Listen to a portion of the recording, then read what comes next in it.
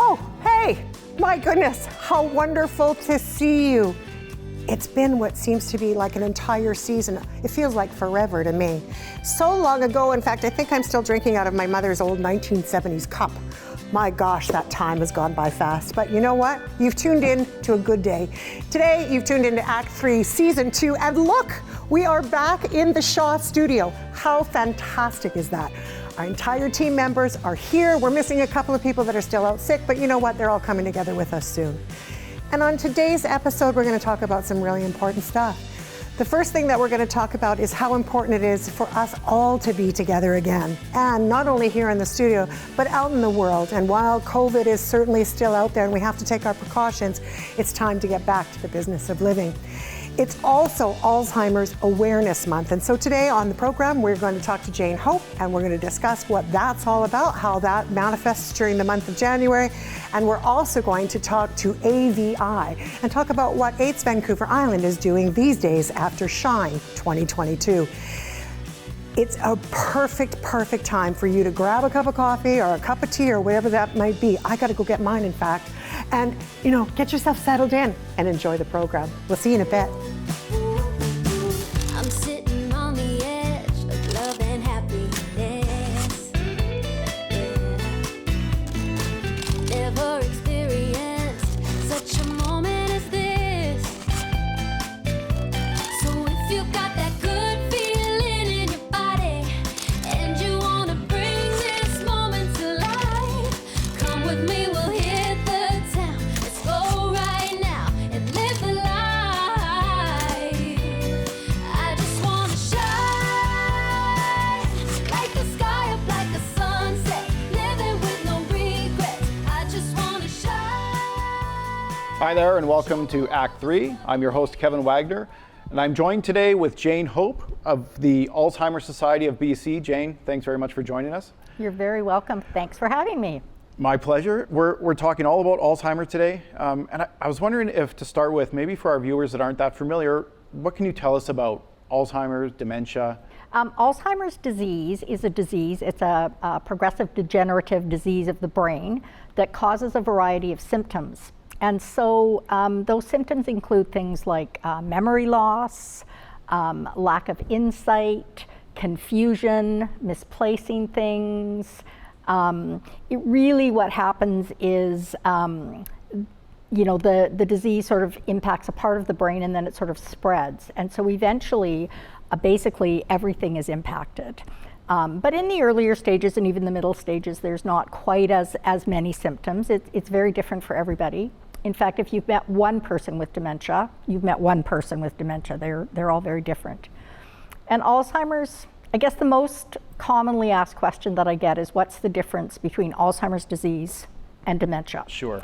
So dementia is an umbrella term, and under that umbrella we have Alzheimer's, which is one of the most common types of dementia, mixed dementia, which is kind of up there as another very common form of dementia, vascular dementia, Lewy body dementia, frontotemporal disease, lots and lots of different things. I think, in fact, there's about 80 things that cause dementia. Is that right? As many as 80? Yeah, and dementia is just basically a term for the set of symptoms that I described before. And you and I were talking earlier, you talked about the importance, the value of an early diagnosis. You're talking now about, kind of the symptoms of it, if you will, but being able to recognize those signs and symptoms for an early diagnosis. So if somebody is experiencing it, they have an opportunity to kind of meet it head on as early as possible. Absolutely, and that's a wonderful way to look at it.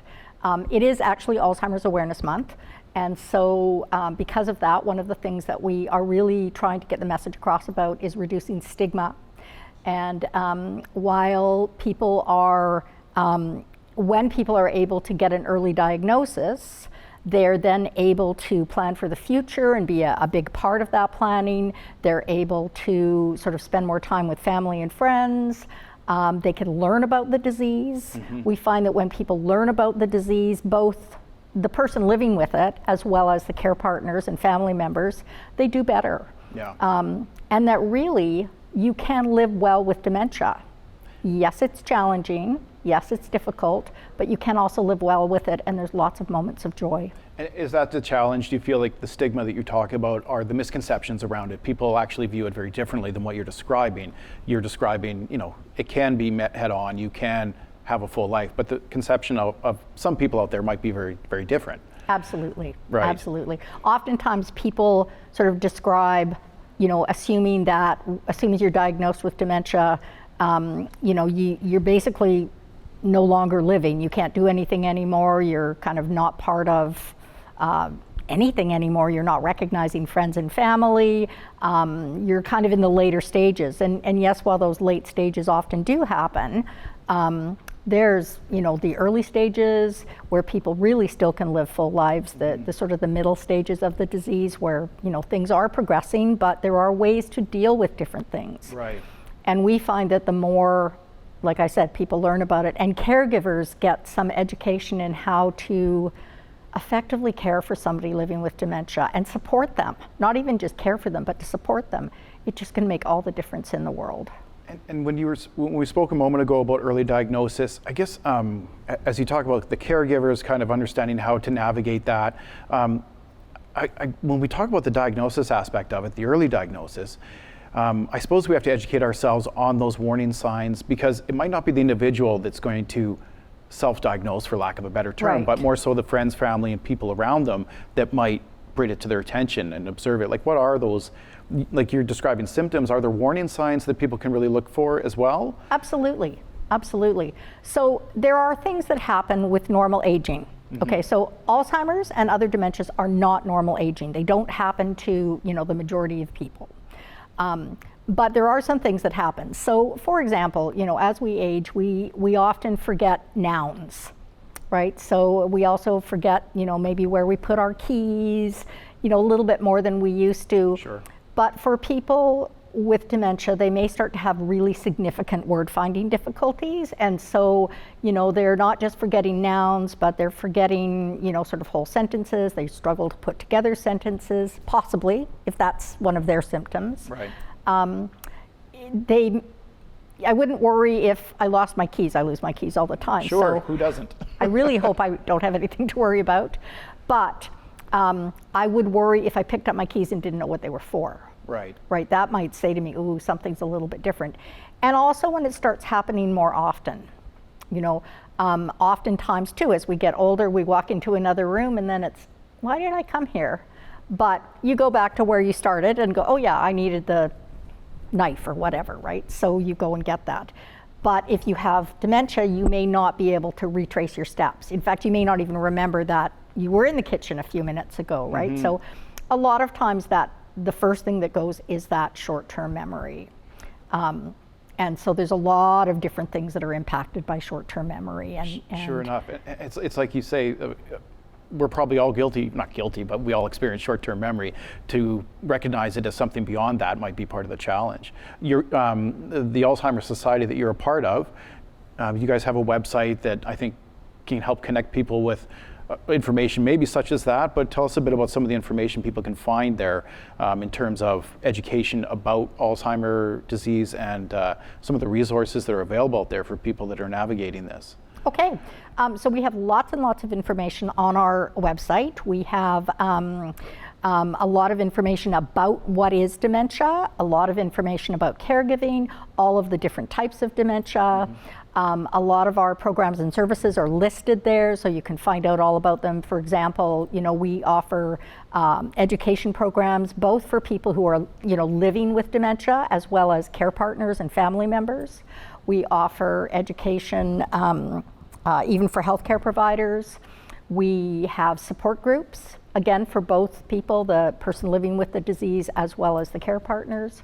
We have social fitness programs, and we have one-on-one telephone support.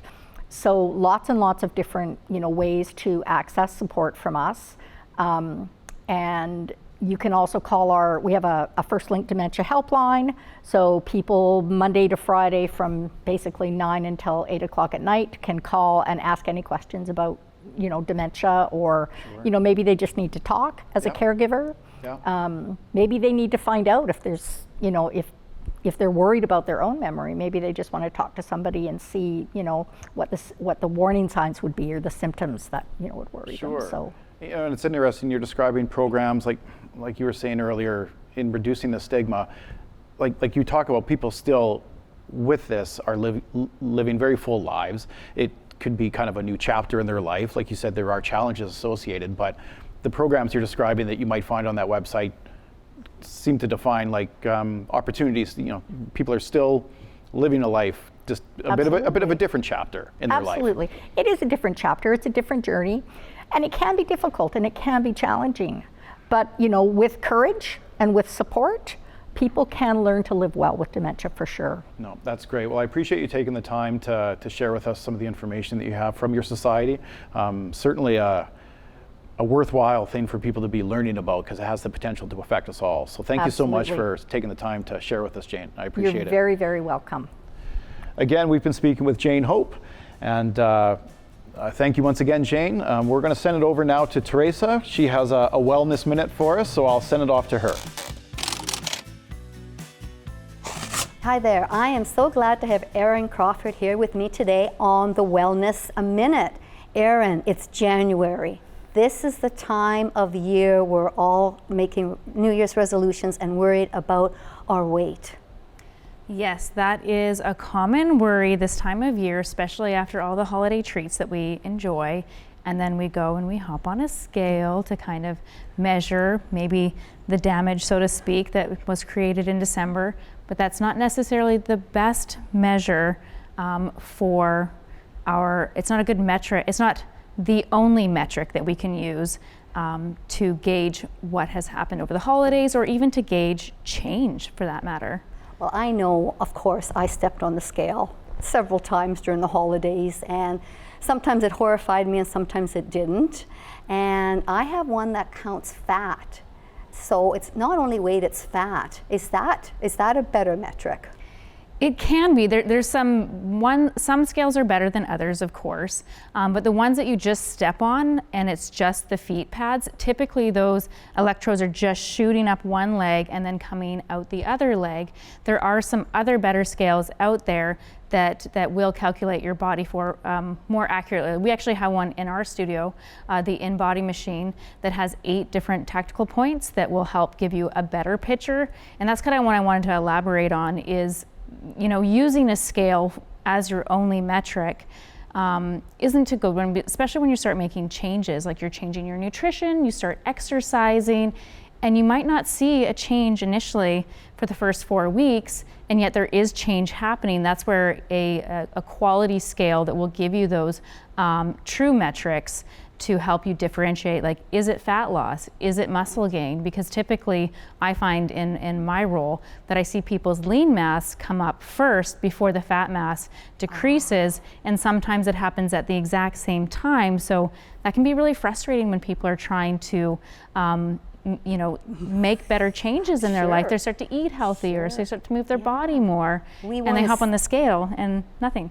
We want that gratification that we're seeing those numbers go down. So we obviously don't all have a scale like what you have in your studio. So how else can we kind of track our health and wellness and the benefits that we're maybe getting from better nutrition and doing a little bit more activity? Yes, I like to focus on the numerical type tracking. So do you feel better? Do you have more energy? Do you feel happier in the morning? When you wake up, are you energetic when you hop out of bed? Are you not getting that 2 p.m.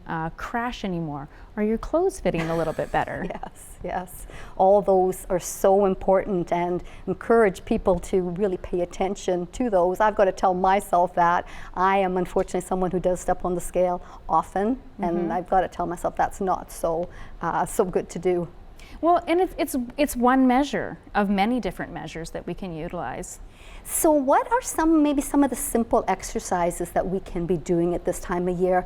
It's not good for anyone or everyone to jump into doing heavy duty running or aerobics or that sort of thing. Is there some simple things that you could recommend that we kind of ease into a healthier lifestyle? Absolutely. My favorite is walking, because you can literally do it anywhere. And if you have one of these gadgets that a lot of people have these days, a little step tracker, you know, depending on where your starting point is, maybe if you're only getting 3,000 steps a day, maybe aim for 5,000 steps and build upon that, because it's always a better idea to build than to, you know, coming in too hot and having all these grand expectations of ourselves and then not meeting those, and then having, you know, it doesn't feel good to not meet the goal that you set out for yourself if it's large. And you can injure yourself, of course, which you definitely don't want. Yeah.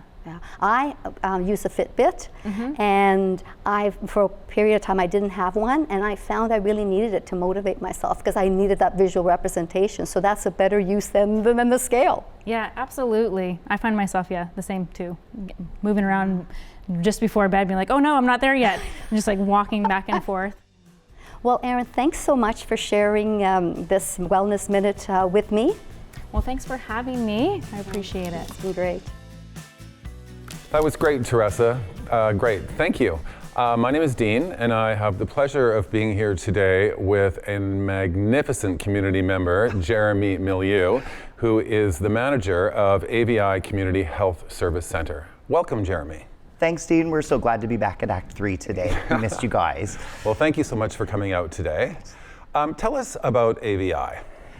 We are a community health center, and we're located downtown on 101 Victoria Road, and we specialize in marginalized folks and the LGBTQ community. Oh, great. Well, I wanted to talk to you today about mental health. It seems everywhere, whether you turn on radio, TV, or press, everyone's talking about mental health. We've just come out of a huge pandemic. People are struggling. I wanted to talk to you today about what AVI provides for the communities you serve in regards to mental health. Absolutely. It's one of my favorite things to talk about, as you know.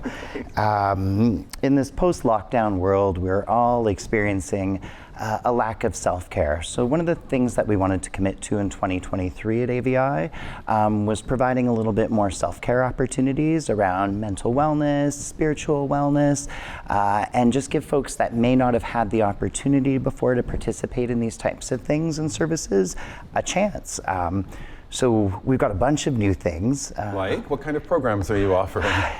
We just launched last week a new introductory course that called Mindful Health and Wellness, and it is an introduction to the concept of thinking about taking care of yourself and investing time in your self-care. So it guides folks through sort of a journey of learning about different self-care techniques like meditation, yoga, mindfulness, and gives them an opportunity to sort of dip their toe in and see if they think that that's something that they might want to add to their normal regime of self-care. And how would you access being able to go to this program? Any of the programs that I mentioned today, you can go to avi.org and look under the Nanaimo tab to find out a way to contact us. You'll find information about our staff and our teams there, and you can reach out through that. Great. And what are the other programs you're offering for mental health? Well, as a companion to the introductory course, every week we are running a mindful meditation and yoga course, which sounds very similar, but that's more focused on the actual practice. So it's 2 solid hours of actual meditation and actual practice. About 50% of that is yoga, and we have a couple of different teachers that come in and do that. It's well attended. We typically have 10 people per course, which is the most we can fit in the room. So we're looking to maybe expand that out even a little bit further. And we love it. It's a really popular thing. Folks of all ages. Just to be clear, to access these programs, you don't have to be an existing client or anything. This is for the whole community. So we embrace you with open arms.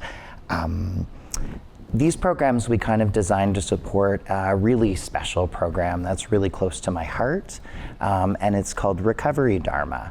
This is a addictions recovery program that is designed to be non-denominational but based in Buddhist techniques, and it's designed to not only give people a space to work around recovery, but to give them capacity and tools to be able to do it with. So it's again designed to teach folks that are working their way through addiction skills like meditation and investing in self-care to sort of create a little bit easier of a climate.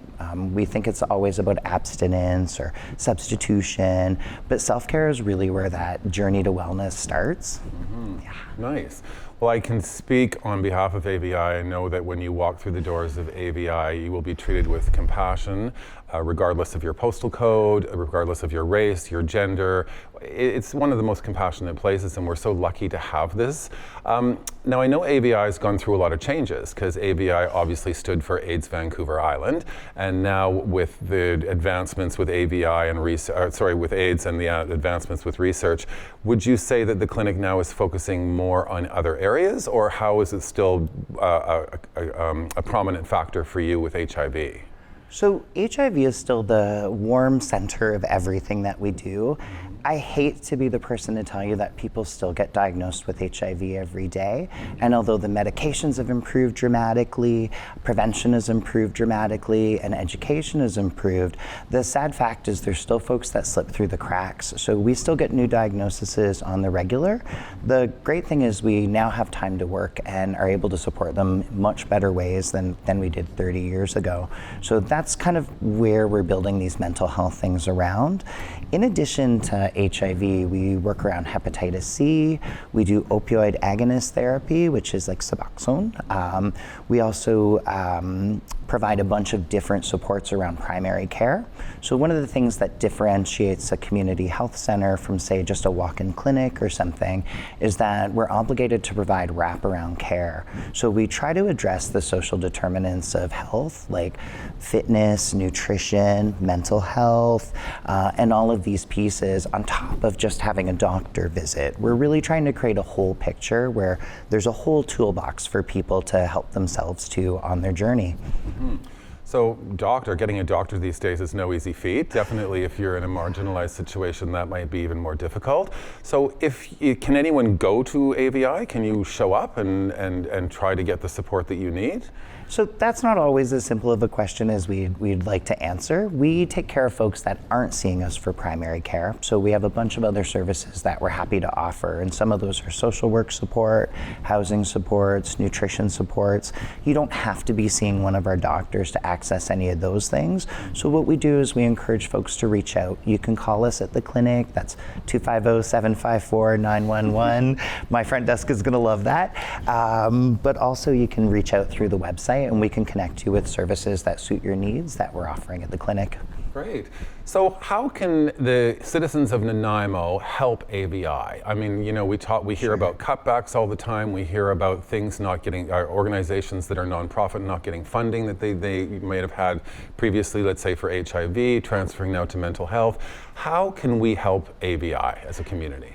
You know, right now, one of the really basic ways that people in the community can help is by donating gently worn clothing, whether it's jackets, scarves, gloves. We've already had 2 major weather events this year, so we are supporting folks in the neighborhood, housed and unhoused, around those pieces, as well as nutrition. If anyone has shelf-stable food or snacks that they would like to donate, we are happy to take that. We're happy to take money to provide Boost, for instance. We hand out Boost at the street level, so folks are getting the calories that they need to make it through the day.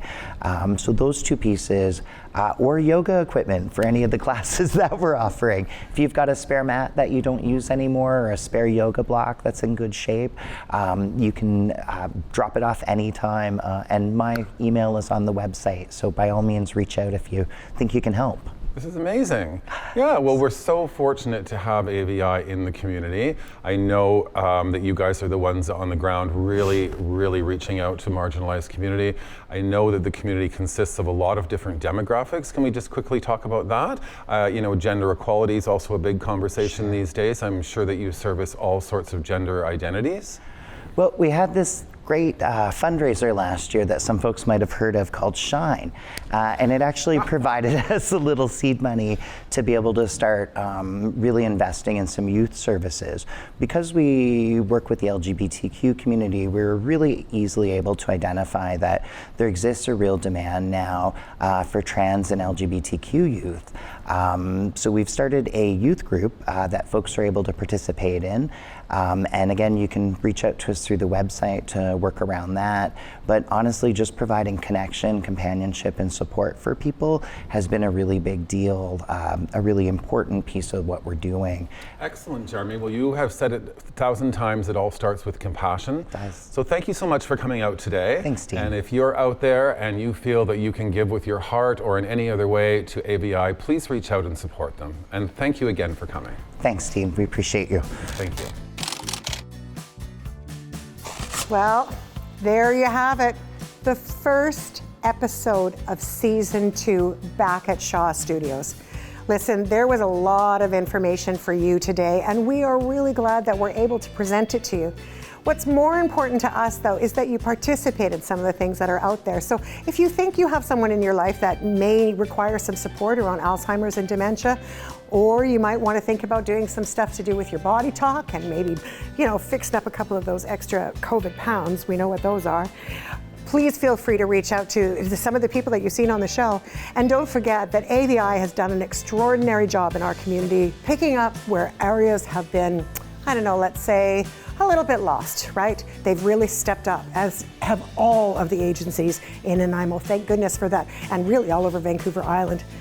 But before I go any further, because this is 2023, and this is a brand new season and a brand new year, I just want to give a super huge shout out to the amazing crew that we have here at Shaw Spotlight. I want to thank, Jocelyn and Todd and Howie and everybody that's involved on the Shaw side of things. But I really, really want to shout out a special yeehaw to the incredible Act3 team. We're all a bunch of volunteers here working together, and so on my count, after a big gulp, thank you, Mom. Let's raise the roof, everybody. You too, while you're sitting in your chair. Come on, toast it. Happy 2023. Yay! Woo! We'll see you next time on Act 3.